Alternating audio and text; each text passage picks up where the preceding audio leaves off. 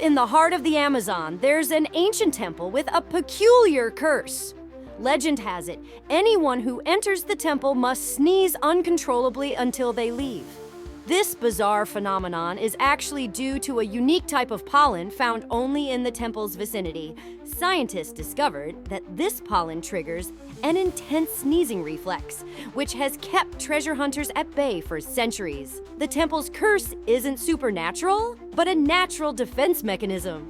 So, the next time you hear about a cursed temple, remember, it might just be nature's way of saying, stay out!